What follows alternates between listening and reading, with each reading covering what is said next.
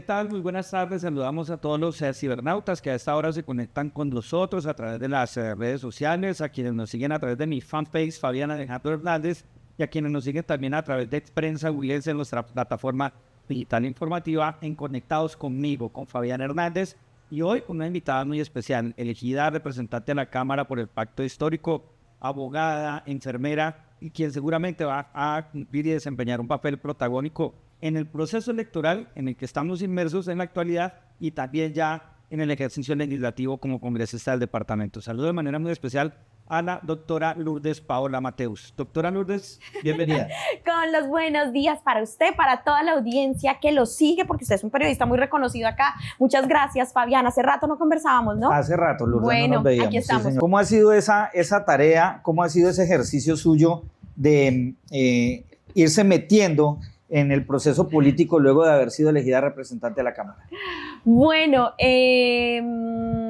no, estamos muy contentos. Realmente nosotros no hemos parado. Una vez se presentó nuestra victoria, que es la victoria del Pacto Histórico, al otro día ya estábamos con la camiseta puesta para hacer posible que Iván sea presidente en la primera vuelta. En eso hemos estado recorriendo, pues ya otra vez muchas veces todo el departamento y al mismo tiempo que vamos pues hablando de nuestra campaña, de la campaña de Iván Cepeda a la presidencia, pues vamos conversando con la gente para ir dándole un poquito más de forma a lo que va a ser nuestra apuesta legislativa a partir del 20 de julio en el Congreso de la República, porque yo por estos días soy una desempleada más, ¿no? O sea, sí.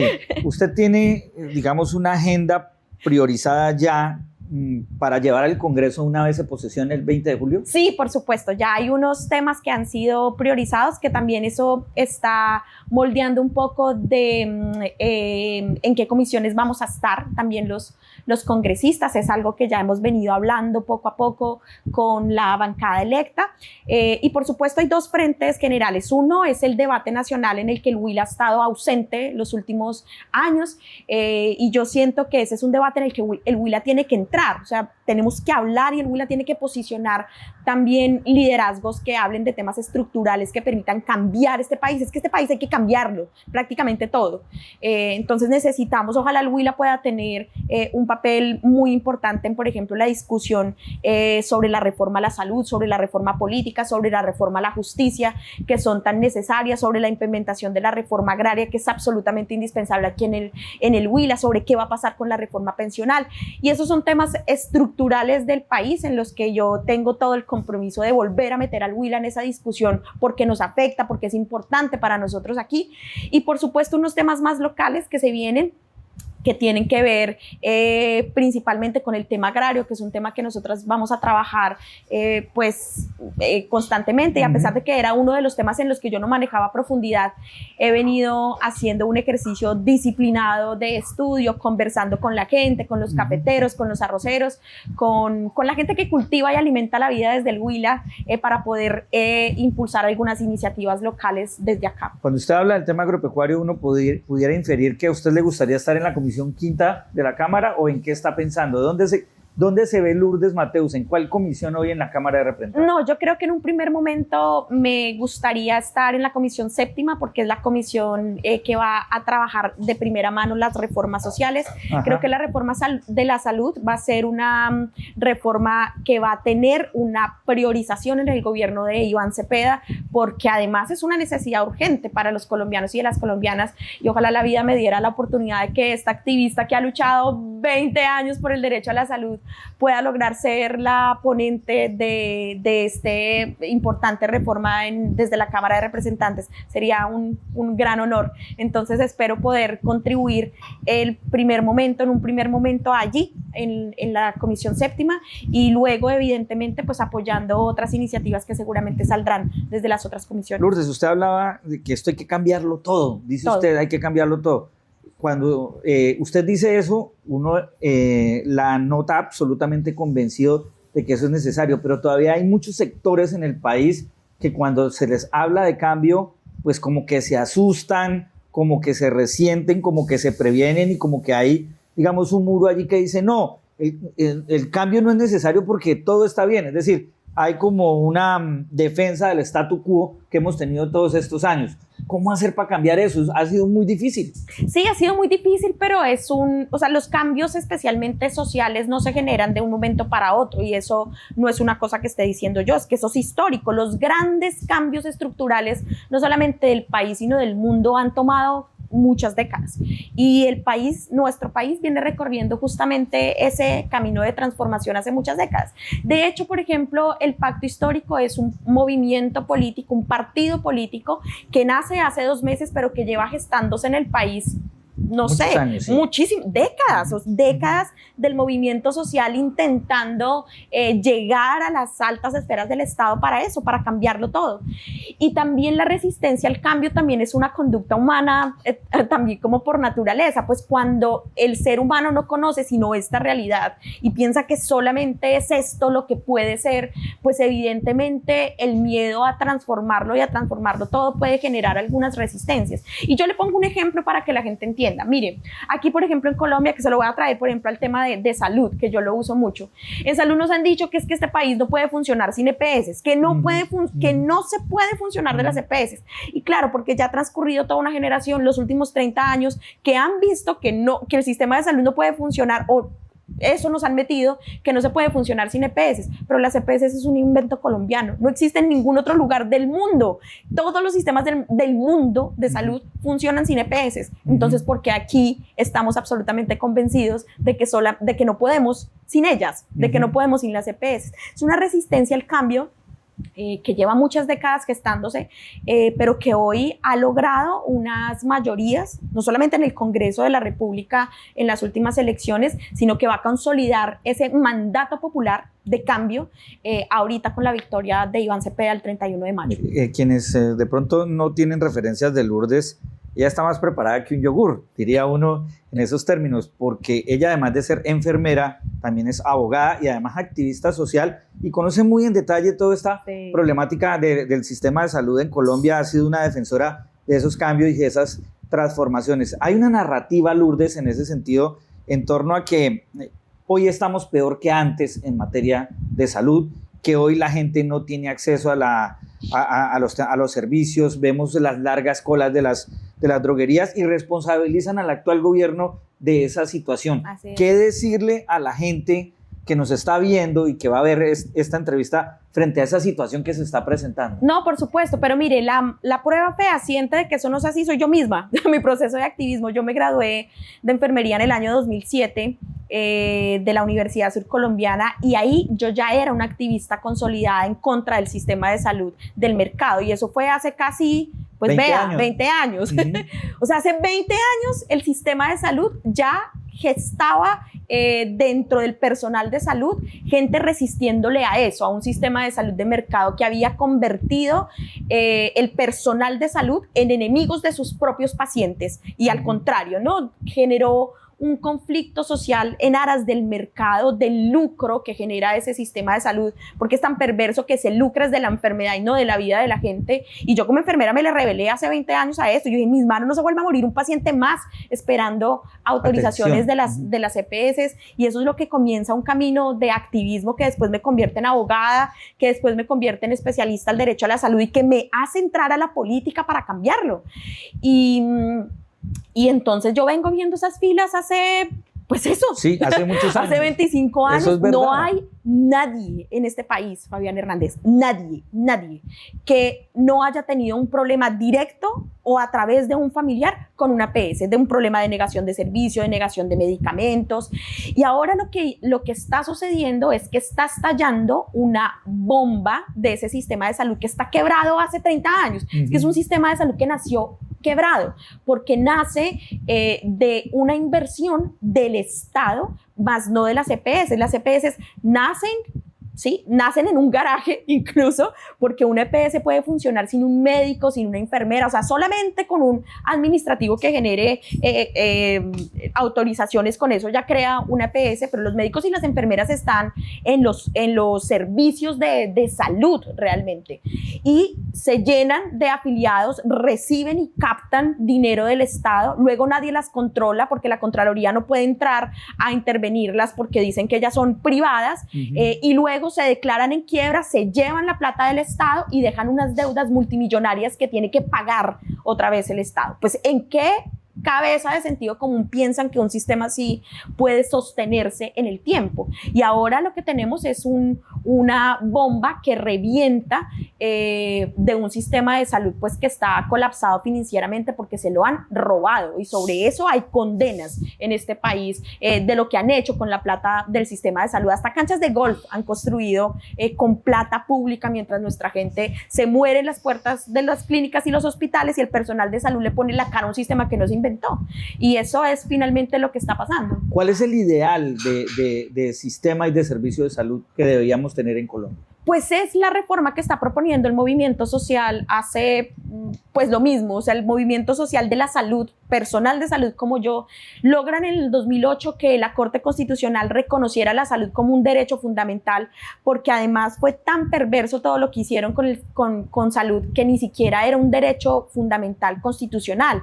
La salud fue concebida en Colombia como un servicio público a cargo del Estado, y es en la Constitución de 1991, y es hasta el año 2008 donde la Corte reconoce la salud como un derecho fundamental. El movimiento social comienza a construir una apuesta para lograr una ley estatutaria que reconociera la salud como derecho fundamental, y la logramos en el año 2015 con Carolina Corcho, justamente bajo el liderazgo de Carolina Corcho, hoy senadora.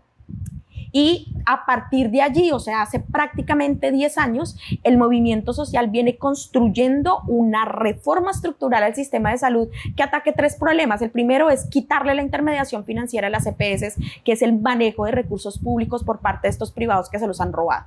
El segundo es cambiar el modelo de salud, que es lo que viene haciendo intentando hacer el gobierno, y es a través de llevar la salud a las casas de la gente, incluso las más apartadas, que es lo que viene haciendo con los equipos básicos de salud.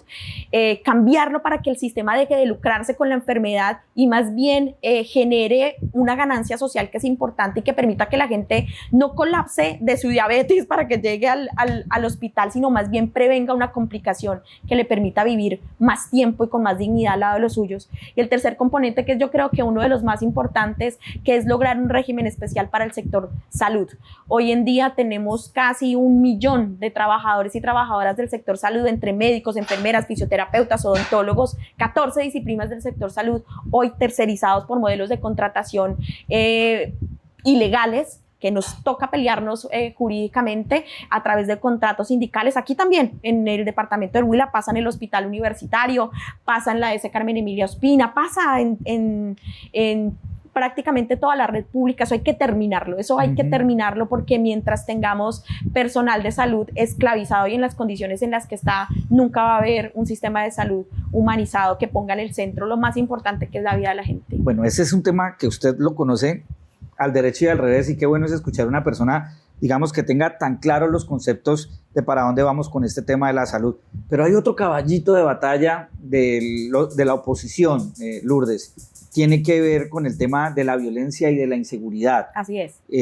Aquí se ha generado una narrativa diciendo que volvimos a los atentados, que necesitamos recuperar la seguridad en Colombia, y básicamente esa es como la estrategia para que los sectores de derecha están esgrimiendo para volver al poder y para venderle esa idea que necesitamos volver a la seguridad. ¿Así de mal estamos? No, yo creo que eso hace parte de la política necrótica, y yo lo digo sin ningún problema. Hay sectores políticos acá que ganan elecciones a punta de los muertos, que ni siquiera son sus muertos, porque es que es muy fácil hacer la guerra con hijos ajenos, que es lo que yo siempre he manifestado, y hay sectores políticos que ganan réditos electorales con eso. Entonces, ¿a quién le conviene más la guerra? ¿A nosotros, que hemos sido unos defensores de la paz como un derecho en este país, o a estos que se lucran electoralmente de generar miedo, de generar odio también, de generar miedo y de generar odio para ganar las elecciones? Eso es política necrótica, hacer política con la desgracia de la gente.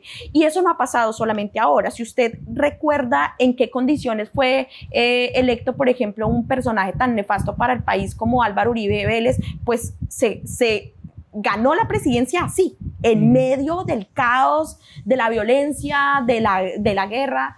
Y entonces por eso ese sector político pues necesita de la violencia, necesita de la guerra para controlarlo todo.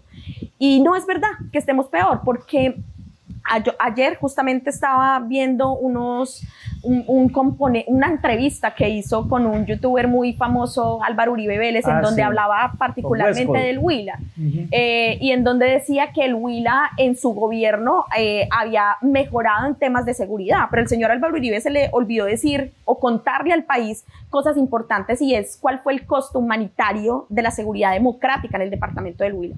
Entre los años en los que él fue presidente de la República, aquí hubo 40.000 desplazados, 40.000 desplazados. El costo humanitario en dinero ni siquiera está ahora contabilizado, no porque cuánto vale la atención de las víctimas del conflicto armado. Aquí, no por nada, el caso 03 de la JEP está haciendo audiencias aquí en el Huila para esclarecer nada más y nada menos que más de 220 falsos positivos que hubo en el departamento del Huila. Y el señor Álvaro Uribe no estaba contando eso. ¿Cuál fue el costo humanitario de nuestra gente? Por eso es que yo te digo, muy fácil hablar de la guerra con hijos ajenos, pero démosle la cara a los campesinos y las campesinas que fueron los papás y las mamás de estos falsos positivos que fueron mostrados como bajas en combate y realmente eran nuestros campesinos, los campesinos de nuestra tierra. Óigame, Lourdes, la paz total, que fue, digamos, una bandera de este gobierno, ¿fracasó? ¿Qué opina usted de eso? Porque eso también lo ha utilizado la oposición, o lo vienen utilizando los opositores al gobierno para argumentar sus narrativas en favor de sus aspiraciones. No, es que ningún esfuerzo por la paz es un fracaso, y hay que comenzar por ahí. Ningún esfuerzo por la paz va a ser nunca un fracaso. Ninguna vida que se salve a partir de frenar algún conflicto que use las armas va a ser jamás un fracaso, o sea, nunca.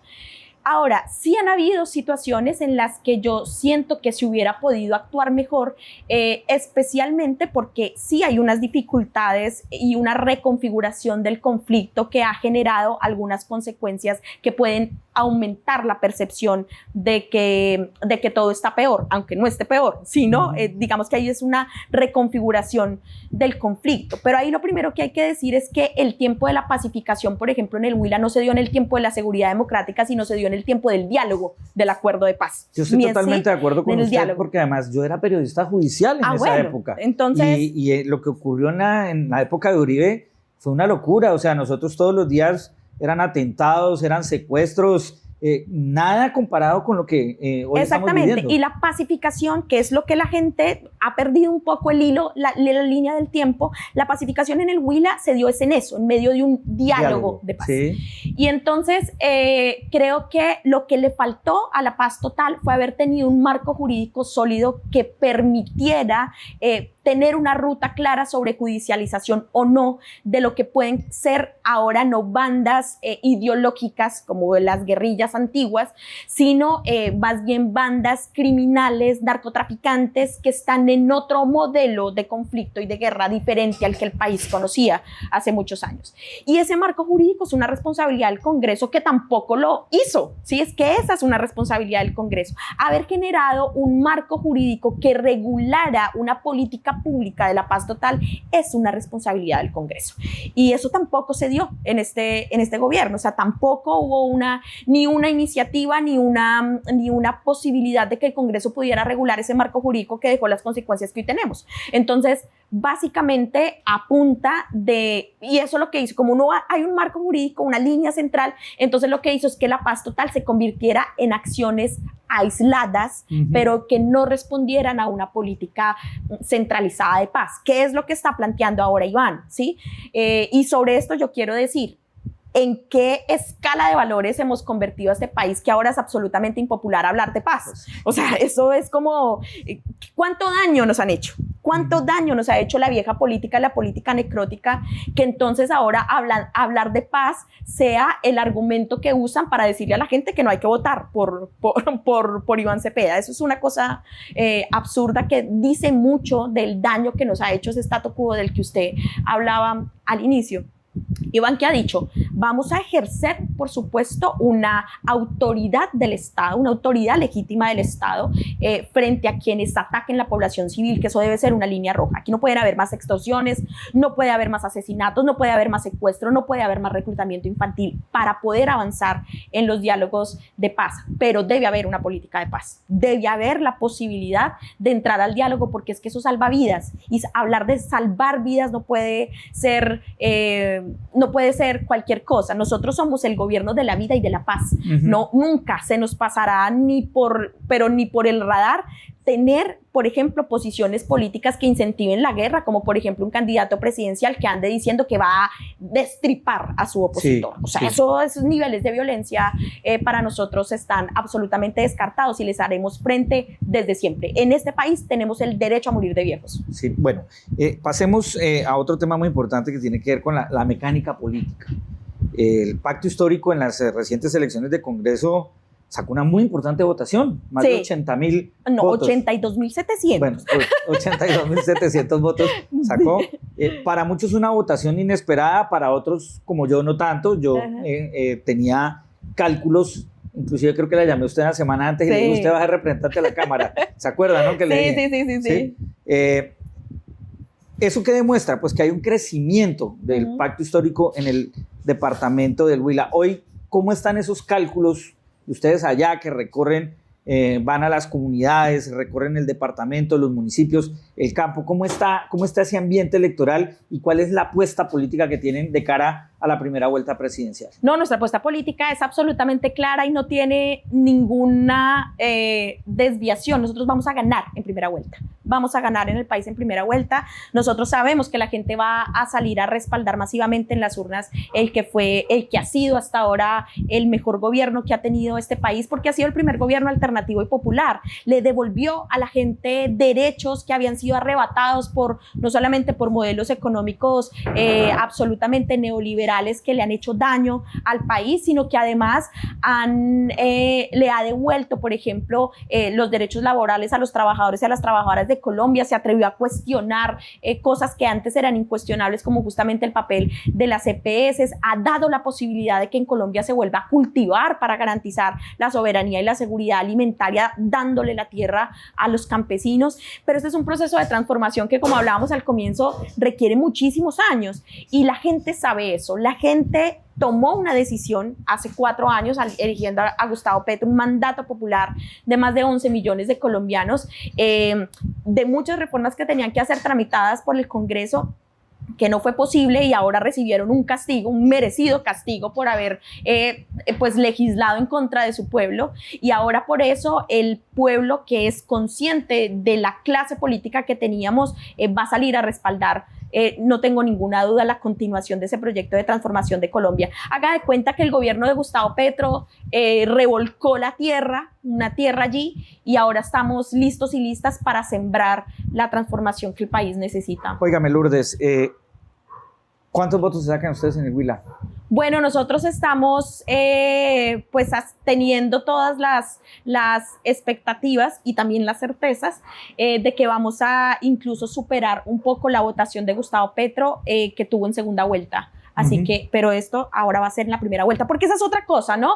Esa necropolítica y esa oposición ha metido también el chip de que en Colombia no se puede ganar en primera vuelta, que es una cosa imposible. Le han querido meter a la gente eso, que es imposible ganar en primera vuelta, que nunca nadie ha ganado. Bueno, nosotros y nuestro movimiento alternativo ha hecho cosas que nunca antes habían pasado en Colombia, y lo ha hecho este gobierno, ¿sí? Y entonces por eso ahora vamos a hacer el otro hito, que es ganar en primera vuelta, ganar en primera vuelta. Aquí también nos decían que era imposible que un presidente de izquierda llegara al poder, que jamás el movimiento social iba a llegar con una agenda propia, que eso era una cosa impensable, y logramos eso hace 4 años, y ahora vamos a lograr hacerlo todavía con más contundencia, y es logrando una victoria el 31 de mayo. Bueno, eso es muy importante. Normalmente nosotros los periodistas nos guiamos mucho por las matemáticas y los números en temas de cálculos electorales. Hoy lo que dice el proceso es que va a haber segunda vuelta, es lo que dice el proceso, y también lo que indica es que ese proceso sería entre Cepeda y Abelardo de la Espriella. ¿Cómo ven ustedes una confrontación en segunda vuelta con Abelardo de la Espriella? No, yo no la veo, porque es que no va a haber. Entonces, no, yo no hago cosas sobre especulaciones. Entonces, yo siento que no va a haber. Para nosotros la campaña finalizará el 31 de mayo y el 1 de junio nos pondremos en la tarea de organizar lo que va a ser el siguiente gobierno. Bueno, otra cosa importante que yo quiero preguntarle a ustedes, en esta cuatrienio que termina en el Congreso de la República, pues hubo muchas dificultades para aprobar las reformas. Sí. No fueron mayoría. Aunque, todavía están habiendo dificultades en eso, todavía, o sea, ni siquiera a punta de irse aprendieron la lección. Sí, es difícil. Pero ahora, con el nuevo Congreso, evidentemente ustedes sacaron una cantidad de congresistas mayor, pero tampoco son mayoría. Así es. ¿Cómo van a hacer? Bueno, no, tenemos que entrar en el mayor diálogo que nos sea posible, la mayor unidad que sea posible, como yo decía en la campaña del pacto, para colocar en el centro lo más importante, que finalmente es un cambio de este país, que es que la clase política tiene que entender que es que no es si quieren, es que es un mandato popular avanzar en esas reformas sociales. Seguramente van a haber algunos temas de consensos, o sea, de disensos que hagan que tengamos que llegar a consensos finalmente después. Hay unas líneas rojas irreconciliables seguramente en las reformas sociales, pero seguramente vamos a avanzar en muchos otros temas con otros sectores políticos. Lo hemos hecho ya, por ejemplo, para la campaña presidencial, en donde el pacto histórico entrega la campaña de Iván Cepeda a la Alianza por la Vida, que es un proceso mucho más amplio, en donde estamos muchas fuerzas políticas impulsando la campaña de Iván, y eso ya nos hace unir algunas fuerzas. Entonces ya seguramente el pacto va a tener una alianza por la vida, seguramente con otros sectores como el Partido Verde en las dos cámaras, y seguramente algunas tendencias de otros partidos que seguramente nos acompañarán. Óigame, Lourdes, a propósito de ese tema de las alianzas y de los acuerdos políticos en el departamento, ¿cómo han avanzado ustedes aquí? Está el pacto histórico, por supuesto. Este fin de semana conocimos de ya decisiones que se han tomado en el Partido Verde, pero hablemos de los otros sectores políticos que se han acercado y con quienes ya hay acuerdos regionalmente hablando. Bueno, sí, efectivamente estamos trabajando muy en conjunto con el Partido Verde. También está En Marcha, que es un partido muy importante que lidera Juan Fernando Cristo. Sí. Está también, bueno, muchos movimientos, por ejemplo, y sectores políticos que acompañaban, por ejemplo, todo el sector afro, que está ya con nosotros también.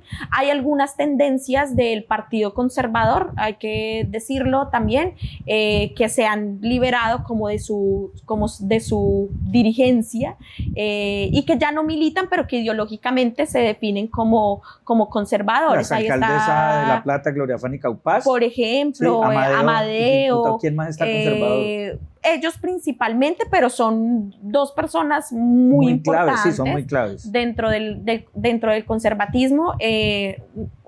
Parece una contradicción, pero vea que no termina siendo el Partido Conservador progre. Y bueno, y creo que hay otros sectores políticos como muy importantes que están allí. Hacer Fuerza Ciudadana. El liberalismo tiene una orientación, pero sí es verdad que hay una disputa interna, que yo creo que el liberalismo está en un momento muy importante, en el de definir si retoma realmente las banderas del liberalismo o deja de estar secuestrado a la merced de un gamonal que finalmente no ha apostado nada para el Partido Liberal, sino para su propio menester, como es el caso de Gaviria. Ojalá dentro del Partido Liberal tengan la capacidad política para recuperar las banderas ideológicas del Partido Liberal, que eso les daría un apoyo contundente a Iván Cepeda, o si no, yo lamentaría decir que el Partido Liberal ideológicamente estaría extinto en el país. Sí.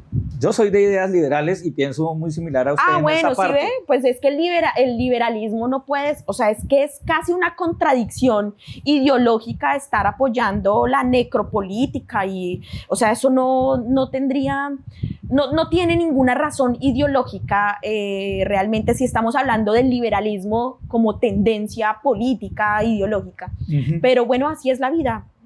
Así es la política. Así es la política, entonces, pues sí.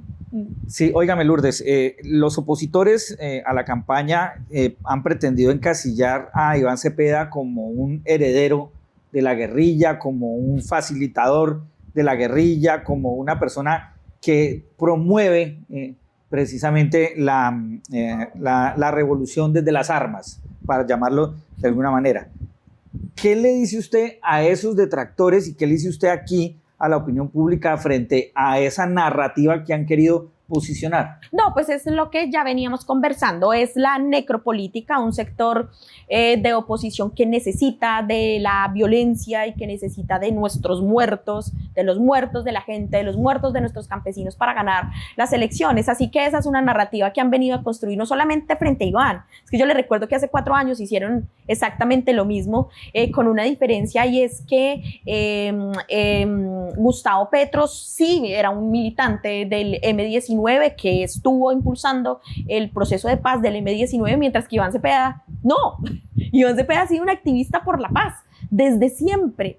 Y creo que, pues bueno, eso hace parte de la baja estatura de la oposición, de esa oposición que busca llegar al poder para volver a llenar nuestros campos de sangre enmascarados en una seguridad democrática que dejó unos costos humanitarios también para el Huila demasiado altos. Lourdes, ¿qué pueden esperar los huilenses de usted a partir del próximo 20 de julio? Bueno, una mujer disciplinada, comprometida con las causas sociales, una mujer que quiere no solamente cambiar el Huila, yo quiero cambiar este país. Creo que toda la vida me he preparado para ello. Hace poco estaba en el Congreso y veía el Congreso desde afuera, me senté incluso en las gradas y veía ese lugar. Y yo decía, hace 20 años era imposible que una mujer como yo siquiera pudiera tan siquiera soñar en llegar a un lugar como eso. Es una mujer de izquierda, una activista que llega al Congreso de la República. Así que bueno, el Huila puede esperar de mí una mujer comprometida que va a meterse en las discusiones más importantes de este país y que ojalá pueda con la bandera huilense hacer que el Huila sienta orgullo y no vergüenza de su representante. Pues ella es Lourdes Paola Mateus, nuestra invitada del día aquí en Conectados conmigo, con Fabián Hernández.